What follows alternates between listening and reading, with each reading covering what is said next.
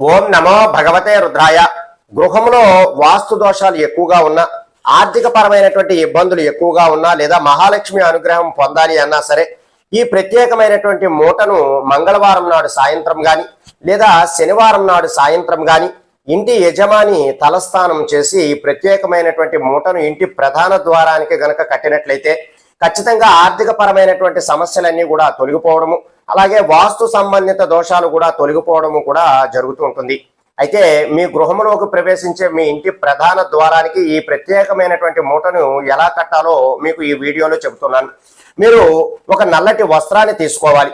ఆ నల్లటి వస్త్రంలో కొద్దిగా రాళ్ల ఉప్పును, కొద్దిగా ఆవాలను, అలాగే కొద్దిపాటి బియ్యమును, కొద్దిపాటి పెసలను కూడా వేసిన తరువాత 11 రూపాయి నాణెములను, అలాగే 11 గులాబీ పువ్వులను కూడా వేసి వీటన్నిటినీ కూడా ఒక మూటగా కట్టి ఇంటి యజమాని ఎవరైతే ఉన్నారో ఆయన చేత మంగళవారం నాడు సాయంత్రం గాని శనివారం నాడు సాయంత్రం గాని మీ ఇంటి ప్రధాన ద్వారానికి కట్టాలి.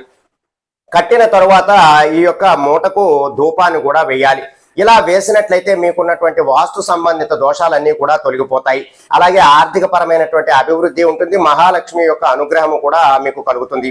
అయితే ఇంటి యజమాని ఖచ్చితంగా మంగళవారం నాడు సాయంత్రం గాని శనివారం నాడు సాయంత్రం గాని పరిహారం ఆచరించాలి.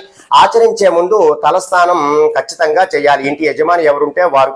అలాగే ఈ యొక్క మూటను నెలకి ఒక్క మారు మార్చుకుంటూ ఉండడం ద్వారా కూడా మీకు ఆర్థిక పరమైనటువంటి అభివృద్ధి ఉండడం, అలాగే చెడు దృష్టి, నరఘోష, నరపీడ అన్ని కూడా తొలగిపోవడము కూడా జరుగుతుంటుంది. కాబట్టి ఎవరైతే ఆర్థిక పరమైనటువంటి అభివృద్ధి పొందుదాము అని అనుకుంటారో, వాస్తుపరమైనటువంటి దోషాలు తొలగిపోవాలి అని అనుకుంటారో వారు ఈ ప్రత్యేకమైనటువంటి మూటను ఈ మంగళవారం నాడు కానీ శనివారం నాడు కానీ కట్టి మంచి ప్రయోజనాలు పొందడానికి ప్రయత్నం చేయండి. సర్వే జనా సుఖినో భవంతు. శుభం.